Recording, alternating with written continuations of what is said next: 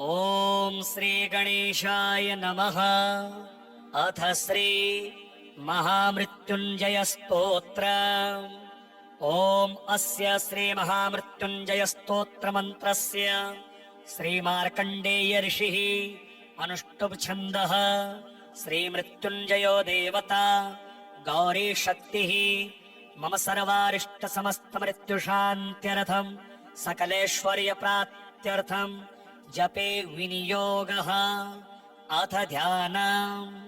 चन्द्रार्काग्निविलोचनं स्मितमुखं पदमद्वयान्तस्थितं मुद्रापाशमृगाक्षसत्र विलसत पाणिं हिमांशुप्रभां कोटीन्दुप्रगलत्सुधाप्लुततमुं हारादिभूषोज्ज्वलं कान्तमविश्वविमोहनं पशुपतिं मृत्युञ्जयं भावयेत्। ॐ रुद्रं पशुपतिं स्थाणुं नीलकण्ठमुमापतिं नमामि शिरसा देवं किं नो मृत्युः करिष्यति। नीलकण्ठं कालमूर्तिं कालज्ञं कालनाशनं नमामि शिरसा देवं किं नो मृत्युः करिष्यति। नीलकण्ठं विरूपाक्षं निर्मलं निलयप्रदं नमामि शिरसा देवं किं नो मृत्युः करिष्यति। वामदेवं महादेवं लोकनाथं जगद्गुरुं नमामि शिरसा देवं किं नो मृत्युः करिष्यति। देवदेवं जगन्नाथं देवेशं वृषभध्वजं नमामि शिरसा देवं किं नो मृत्युः करिष्यति। त्र्यक्षं चतुर्भुजं शान्तं जटामकुटधारिणं नमामि शिरसा देवं किं नो मृत्युः करिष्यति। भस्मोद्धूलित सर्वाङ्गं नागाभरणभूषितं नमामि शिरसा देवं किं नो मृत्युः करिष्यति। अनन्तमव्ययं शान्तम् अक्षमालाधरं हरं नमामि शिरसा देवं किं नो मृत्युः करिष्यति। आनन्दं परमं नित्यं कैवल्यपददायिनं नमामि शिरसा देवं किं नो मृत्युः करिष्यति।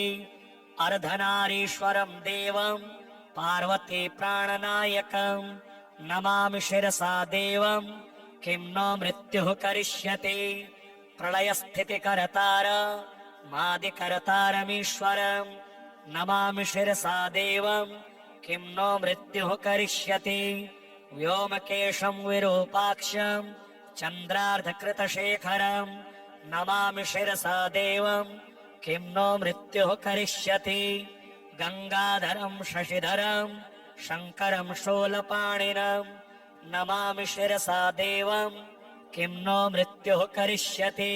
अनाथः परमानन्तं कैवल्यपदगामिनी नमामि शिरसा देवं किं नो मृत्युः करिष्यति।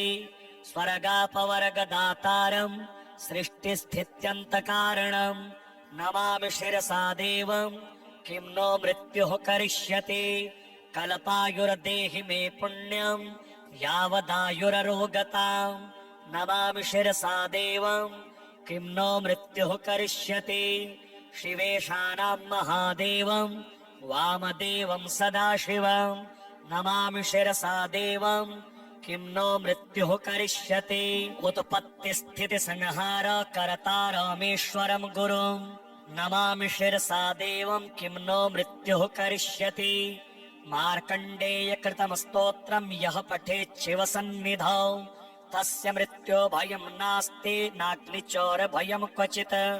शतावर्तं प्रकर्तव्यं सङ्कटे कष्टनाशनं शुचिर्भूत्वा पठेत् स्तोत्रं सर्वसिद्धिप्रदायकं। मृत्युञ्जय महादेव त्राहि मां शरणागतं जन्म मृत्यु जरारोगैः पीडितं कर्मबन्धने तावत् कस्त्वद्गतः प्राणस्त्वच्चित्तोऽहं सदा मृड इति विज्ञाप्य देवेशं त्र्यम्बकाख्यं मनुं जपेत्। नमः शिवाय साम्बाय हरये परमात्मने प्रणतक्लेशनाशाय योगिनां पतये नमः। श्रीगणपत्यथर्वशीर्ष हरिः ॐ नमस्ते गणपतये त्वमेव प्रत्यक्षं तत्त्वमसि त्वमेव केवलं करतासि त्वमेव केवलं धरतासि त्वमेव केवलं हरतासि त्वमेव सर्वं खल्विदं ब्रह्मासि त्वं साक्षादात्मासि नित्यं ऋतं वच्मि सत्यं वच्मि अवत्वं माम् अववक्तारम् अवश्रोतारम् अवदातारम् अवधातारम् अवानोचानमवशिष्यम् अवपश्चात्तात् अवपुरस्तात् अवोत्तरात्तात् अवदक्षिणात्तात् अवचोर्ध्वात्तात् अवाधरात्तात् सर्वतो मां पाहि पाहि समन्तात् त्वं वाङ्मयस्त्वं चिन्मयः त्वमानन्दमयस्त्वं ब्रह्ममयः त्वं सच्चिदानन्दाद्वितीयोऽसि त्वं प्रत्यक्षं ब्रह्मासि त्वं ज्ञानमयो विज्ञानमयोऽसि सर्वं जगदिदं त्वत्तो जायते सर्वं जगदिदं त्वत्तस्तिष्ठति सर्वं जगदिदं त्वयि लयमेष्यति सर्वं जगदिदं त्वयि प्रत्येति त्वं भूमिरापो नलो निलो नभः त्वं चत्वारि वाक्पदानि त्वं गुणत्रयातीतः त्वमवस्थात्रयातीतः त्वं देहत्रयातीतः त्वं कालत्रयातीतः त्वं मूलाधारस्थितोऽसि नित्यं त्वं शक्तित्रयात्मकः त्वां योगिनो ध्यायन्ति नित्यं त्वं ब्रह्मा त्वं विष्णुस्त्वं रुद्रस्त्वं इन्द्रस्त्वं अग्निस्त्वं वायुस्त्वं सूर्यस्त्वं चन्द्रमास्त्वं ब्रह्म भूर्भुवः स्वरोमा गणादिं पूर्वमुच्चार्य वर्णादिस्तदनन्तरम् अनुस्वारः परतरः अर्धेन्दुलसितं तारेण रिद्धम् एतत्तौमनुस्वरूपम् गकारः पूर्वरूपम् अकारो मध्यमरूपम् अनुस्वारश्चान्त्यरूपम् बिन्दुरुत्तररूपम् नादः सन्धानम् संहिता सन्धिः सैषा गणेशविद्या गणकऋषिः निश्चितगायत्री छन्दः श्रीमहागणपतिर्देवता ॐ गणपतये नमः एकदन्ताय विद्महे वक्रतुण्डाय धीमहि तन्नो दन्तिः प्रचोदयात् एकदन्तं चतुर्हस्तं पाशमङ्कुशधारिणं रदं च वरदं हस्तैर्बिभ्राणं मूषकध्वजं रक्तं लम्बोदरं शूर्पकर्णकं रक्तवाससं रक्तगन्धानुलिप्ताङ्गं रक्तपुष्पैः सुपूजितं भक्तानुकम्पिनं देवं जगत्कारणमच्युतम् आविर्भूतं च सृष्ट्यादौ प्रकृतेः पुरुषात् परम् एवं ध्यायति यो नित्यं स योगी योगिनां वरः नमो व्रातपतये नमो गणपतये नमः प्रमथपतये नमस्ते अस्तु लम्बोदराय एकदन्ताय विघ्नविनाशिने शिवसुताय श्रीवरदमूर्तये नमः। श्री उमामहेश्वर स्तोत्रम् पितामह शिरच्छेद प्रवीण करपल्लव नमस्तुभ्यं नमस्तुभ्यं नमस्तुभ्यं महेश्वर निशुम्भ शुम्भ प्रमुख दैत्य शिक्षण दक्षिणे नमस्तुभ्यं नमस्तुभ्यं नमस्तुभ्यं महेश्वरी शैलराजस्य जामातः शशिरेखावतंसक नमस्तुभ्यं नमस्तुभ्यं नमस्तुभ्यं महेश्वर शैलराजात्मजे मातः शातकुम्भनिभप्रभे नमस्तुभ्यं नमस्तुभ्यं नमस्तुभ्यं महेश्वरी भूतनाथ पुराराते भुजङ्गकृतभूषण नमस्तुभ्यं नमस्तुभ्यं नमस्तुभ्यं महेश्वर पादप्रणतभक्तानां पारिजातगुणाधिके नमस्तुभ्यं नमस्तुभ्यं नमस्तुभ्यं महेश्वरी हालास्येषदयामूर्ति हालाहललसद्गल नमस्तुभ्यं नमस्तुभ्यं नमस्तुभ्यं महेश्वर नितम्बिनी महेशस्य कदम्बवननायिके नमस्तुभ्यं नमस्तुभ्यं नमस्तुभ्यं महेश्वरी ॐ श्री गणेशाय नमः। अथ श्री महामृत्युञ्जय स्तोत्र ॐ अस्य श्री महामृत्युञ्जय स्तोत्र मन्त्रस्य श्रीमार्कण्डेय ऋषिः अनुष्टुप् छन्दः श्रीमृत्युञ्जयो देवता गौरी शक्तिः मम सर्वारिष्ट समस्त मृत्युशान्त्यर्थं सकलेश्वर्य प्राप्त्यर्थं जपे विनियोगः। अथ ध्यानम्। चन्द्रार्काग्निविलोचनं स्मितमुखं पद्मद्वयान्तस्थितं मुद्रापाशमृगाक्षसत्र विलसत पाणिं हिमांशुप्रभां कोटीन्दुप्रगलत्सुधाप्लुततमुं हारादिभूषोज्ज्वलं कान्तमविश्वविमोहनं पशुपतिं मृत्युञ्जयं भावयेत्। ॐ रुद्रं पशुपतिं स्थाणुं नीलकण्ठमुमापतिं नमामि शिरसा देवं किं नो मृत्युः करिष्यति। नीलकण्ठं कालमूर्तिं कालज्ञं कालनाशनं नमामि शिरसा देवं किं नो मृत्युः करिष्यति। नीलकण्ठं विरूपाक्षं निर्मलं निलयप्रदं नमामि शिरसा देवं किं नो मृत्युः करिष्यति। वामदेवं महादेवं लोकनाथं जगद्गुरुं नमामि शिरसा देवं किं नो मृत्युः करिष्यति। देवदेवं जगन्नाथं देवेशं वृषभध्वजं नमामि शिरसा देवं किं नो मृत्युः करिष्यति। त्र्यक्षं चतुर्भुजं शान्तं जटामकुटधारिणं नमामि शिरसा देवं किं नो मृत्युः करिष्यति। भस्मोद्धूलित सर्वाङ्गं नागाभरणभूषितं नमामि शिरसा देवं किं नो मृत्युः करिष्यति। अनन्तमव्ययं शान्तं अक्षमालाधरं हरं नमामि शिरसा देवं किं नो मृत्युः करिष्यति। आनन्दं परमं नित्यं कैवल्यपददायिनं नमामि शिरसा देवं किं नो मृत्युः करिष्यति। अर्धनारीश्वरं देवं पार्वती प्राणनायकं नमामि शिरसा देवं किं नो मृत्युः करिष्यति। प्रलयस्थितिकर्तार मादिकर्तारमीश्वरं नमामि शिरसा देवं किं नो मृत्युः करिष्यति। व्योमकेशं विरूपाक्षं चन्द्रार्धकृतशेखरं नमामि शिरसा देवं किं नो मृत्युः करिष्यति। गङ्गाधरं शशिधरं शङ्करं शूलपाणिनं नमामि शिरसा देवं किं नो मृत्युः करिष्यति। अनाथः परमानन्तं कैवल्यपदगामिनी नमामि शिरसा देवं किं नो मृत्युः करिष्यति। स्वर्गापवर्गदातारं सृष्टिस्थित्यन्तकारणं नमामि शिरसा देवं किं नो मृत्युः करिष्यति। कल्पायुर्देहि मे पुण्यं यावदायुररोगतां नमामि शिरसा देवं किं नो मृत्युः करिष्यति।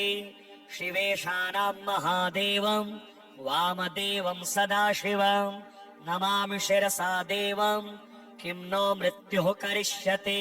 उत्पत्तिस्थितिसंहार कर्तारमीश्वरं गुरुं नमामि शिरसा देवं किं नो मृत्युः करिष्यति।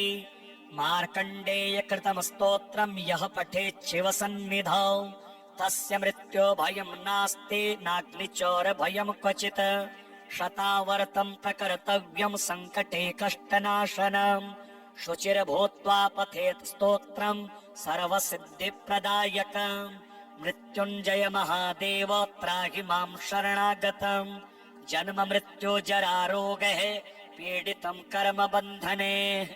तावत् कस्त्वद्गतः प्राणस्त्वच्चित्तोऽहं सदा मृड इति विज्ञाप्य देवेशं त्र्यम्बकाख्यं मनुं जपेत्। नमः शिवाय साम्बाय हरये परमात्मने प्रणतक्लेशनाशाय योगिनां पतये नमः। श्रीगणपत्यथर्वशीर्ष हरिः ॐ।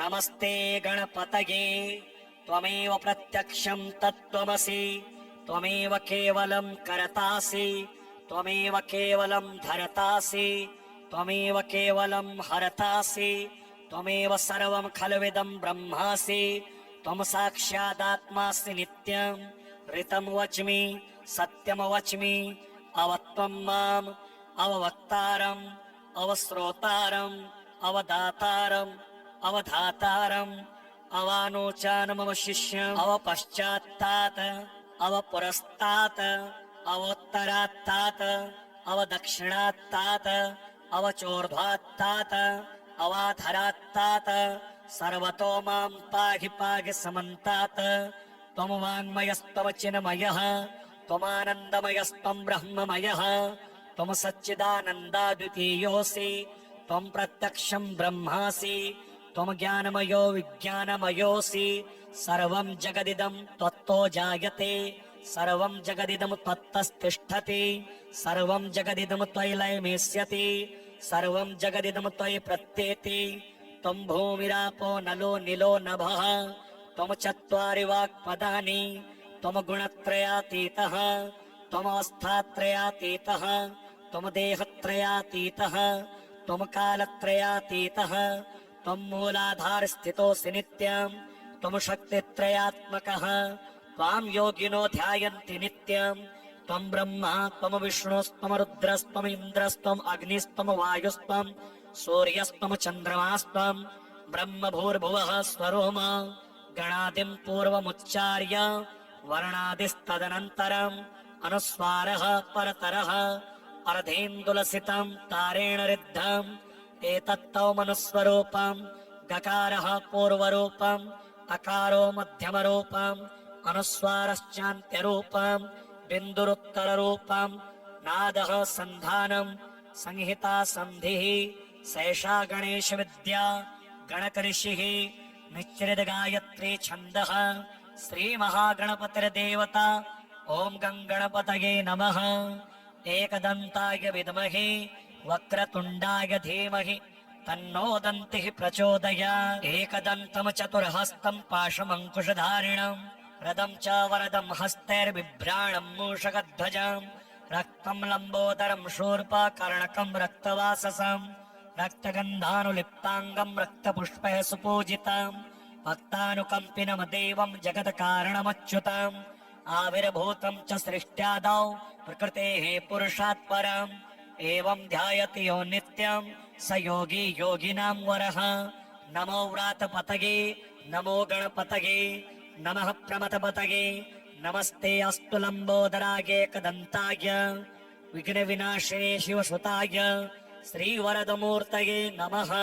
श्री उमामहेश्वरस्तोत्रम् पितामहशिरश्छेद प्रवीण करपल्लव नमस्तुभ्यं नमस्तुभ्यं नमस्तुभ्यं महेश्वर निशुम्भ शुम्भ प्रमुख दैत्य शिक्षण दक्षिणे नमस्तुभ्यं नमस्तुभ्यं नमस्तुभ्यं महेश्वरी शैलराजस्य जामातः शशिरेखावतंसक नमस्तुभ्यं नमस्तुभ्यं नमस्तुभ्यं महेश्वर शैलराजात्मजे मातः शातकुम्भनिभप्रभे नमस्तुभ्यं नमस्तुभ्यं नमस्तुभ्यं महेश्वरी भूतनाथ पुराराते भुजङ्गकृतभूषण नमस्तुभ्यं नमस्तुभ्यं नमस्तुभ्यं महेश्वर पादप्रणतभक्तानां पारिजातगुणाधिके नमस्तुभ्यं नमस्तुभ्यं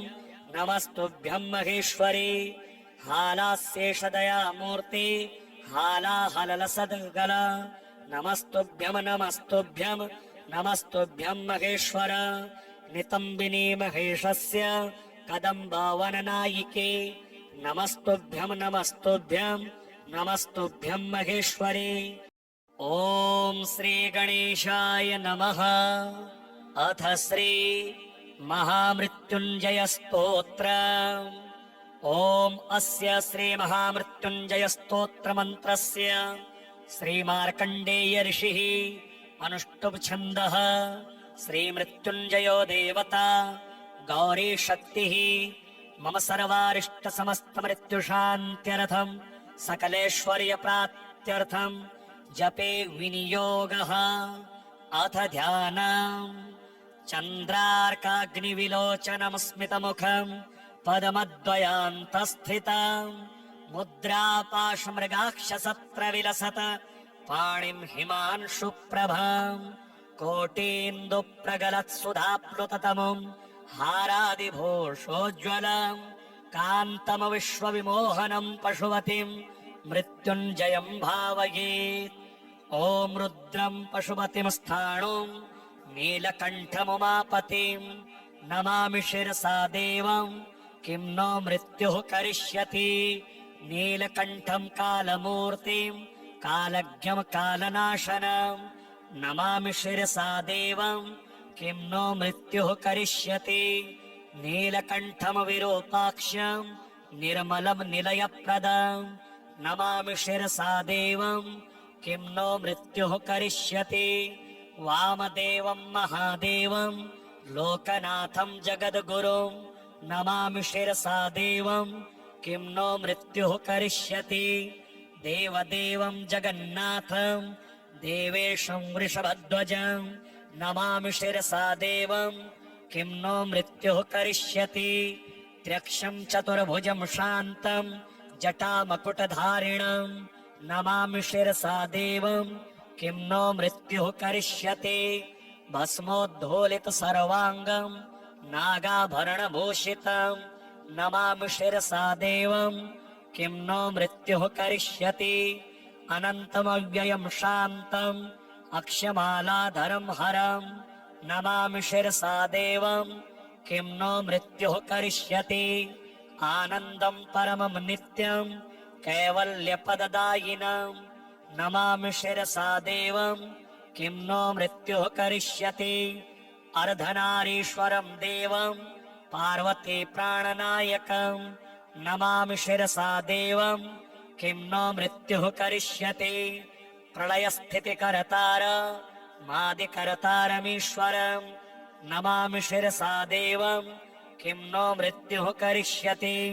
व्योमकेशम् विरूपाक्षम् चन्द्रार्धकृतशेखरम् नमामि शिरसा देवम् किं नो मृत्युः करिष्यति। गङ्गाधरम् शशिधरम् शङ्करम् शूलपाणिनम् नमामि शिरसा देवम् किं नो मृत्युः करिष्यति। अनाथः परमानन्तम् कैवल्यपदगामिनी नमामि शिरसा देवम् किं नो मृत्युः करिष्यति। स्वर्गापवर्गदातारम् सृष्टिस्थित्यन्तकारणम् नमामि शिरसा देवम् किं नो मृत्युः करिष्यति। कल्पायुर्देहि मे पुण्यम् यावदायुररोगताम् नमामि शिरसा देवम् किं नो मृत्युः करिष्यति। शिवेशानाम् महादेवम् वामदेवम् सदाशिवम् नमामि शिरसा देवम् किं नो मृत्युः करिष्यति। उत्पत्तिस्थितिसंहार कर्तारमीश्वरम् गुरुम् नमामि शिरसा देवम् किं नो मृत्युः करिष्यति। मार्कण्डेयकृतम् स्तोत्रम् यः पठेच्छिवसन्निधौ तस्य मृत्यो भयम् नास्ति नाग्निचोरभयम् क्वचित्। शतावर्तम् प्रकर्तव्यम् सङ्कटे कष्टनाशनम् शुचिर्भूत्वा पठेत् स्तोत्रम् सर्वसिद्धिप्रदायकम्। मृत्युञ्जय महादेव त्राहि माम् शरणागतम् जन्म मृत्यु जरारोगैः पीडितम् कर्मबन्धने तावत् कस्त्वद्गतः प्राणस्त्वच्चित्तोऽहम् सदा मृड इति विज्ञाप्य देवेशम् त्र्यम्बकाख्यम् मनुम् जपेत्। नमः शिवाय साम्बाय हरये परमात्मने प्रणतक्लेशनाशाय योगिनाम् पतये नमः। श्रीगणपत्यथर्वशीर्ष हरिः ॐ। नमस्ते गणपतये त्वमेव प्रत्यक्षम् तत्त्वमसि त्वमेव केवलम् कर्तासि त्वमेव केवलम् धर्तासि त्वमेव केवलम् हर्तासि त्वमेव सर्वम् खल्विदम् ब्रह्मासि त्वम् साक्षादात्मासि नित्यम् ऋतम् वच्मि सत्यम् वच्मि अवत्वम् माम् अववक्तारम् अवश्रोतारम् अवदातारम् अवधातारम् अवानोचान मम शिष्यम् अवपश्चात्तात् अवपुरस्तात् अवोत्तरात्तात् अवदक्षिणात्तात् अवचोर्ध्वात्तात् अवाधरात्तात् सर्वतो मां पाहि पाहि समन्तात् त्वं वाङ्मयस्त्वं चिन्मयः त्वमानन्दमयस्त्वं ब्रह्ममयः त्वं सच्चिदानन्दाद्वितीयोऽसि त्वं प्रत्यक्षं ब्रह्मासि त्वं ज्ञानमयो विज्ञानमयोऽसि सर्वं जगदिदं त्वत्तो जायते सर्वं जगदिदं त्वत्तस्तिष्ठति सर्वं जगदिदं त्वयि लयमेष्यति सर्वं जगदिदं त्वयि प्रत्येति त्वं भूमिरापो नलो निलो नभः त्वं चत्वारि वाक्पदानि त्वं गुणत्रयातीतः त्वमवस्थात्रयातीतः त्वं देहत्रयातीतः त्वं कालत्रयातीतः त्वं मूलाधारस्थितोऽसि नित्यं त्वं शक्तित्रयात्मकः त्वां योगिनो ध्यायन्ति नित्यं त्वं ब्रह्मा त्वं विष्णुस्त्वं रुद्रस्त्वं इन्द्रस्त्वं अग्निस्त्वं वायुस्त्वं सूर्यस्त्वं चन्द्रमास्त्वं ब्रह्म भूर्भुवः स्वरोम गणादिं पूर्वमुच्चार्य वर्णादिस्तदनन्तरम् अनुस्वारः परतरः अर्धेन्दुलसितं तारेण रिद्धम् एतत्तौमनुस्वरूपम् गकारः पूर्वरूपम् अकारो मध्यमरूपम् अनुस्वारश्चान्त्यरूपम् बिन्दुरुत्तररूपम् नादः सन्धानम् संहिता सन्धिः सैषा गणेशविद्या गणकऋषिः निश्चितगायत्री छन्दः श्रीमहागणपतिर्देवता ॐ गङ्गणपतये नमः एकदन्ताय विद्महे वक्रतुण्डाय धीमहि तन्नो दन्तिः प्रचोदयात् एकदन्तं चतुर्हस्तं पाशमङ्कुशधारिणम् रदं च वरदं हस्तैर्बिभ्राणं मूषकध्वजम् रक्तं लम्बोदरं शूर्पकर्णकं रक्तवाससं रक्तगन्धानुलिप्ताङ्गं रक्तपुष्पैः सुपूजितम् भक्तानुकम्पिनं देवं जगत्कारणमच्युतम् आविर्भूतं च सृष्ट्यादौ प्रकृतेः पुरुषात् परम् एवं ध्यायति यो नित्यं स योगी योगिनां वरः नमो व्रातपतये नमो गणपतये नमः प्रमथपतये नमस्ते अस्तु लम्बोदराय एकदन्ताय विघ्नविनाशिने शिवसुताय श्रीवरदमूर्तये नमः। श्री उमामहेश्वर स्तोत्रम् पितामहशिरश्छेद प्रवीण करपल्लव नमस्तुभ्यं नमस्तुभ्यं नमस्तुभ्यं महेश्वर निशुम्भ शुम्भ प्रमुख दैत्य शिक्षण दक्षिणे नमस्तुभ्यं नमस्तुभ्यं नमस्तुभ्यं महेश्वरी शैलराजस्य जामातः शशिरेखावतंसक नमस्तुभ्यं नमस्तुभ्यं नमस्तुभ्यं महेश्वर शैलराजात्मजे मातः शातकुम्भनिभप्रभे नमस्तुभ्यं नमस्तुभ्यं नमस्तुभ्यं महेश्वरी भूतनाथ पुराराते भुजङ्गकृतभूषण नमस्तुभ्यं नमस्तुभ्यं नमस्तुभ्यं महेश्वर पादप्रणतभक्तानां पारिजातगुणाधिके नमस्तुभ्यं नमस्तुभ्यं नमस्तुभ्यं महेश्वरी हालास्येषदयामूर्ति हालाहलसद्गल नमस्तुभ्यं नमस्तुभ्यं नमस्तुभ्यं महेश्वर नितम्बिनी महेशस्य कदम्बवननायिके नमस्तुभ्यं नमस्तुभ्यं नमस्तुभ्यं महेश्वरी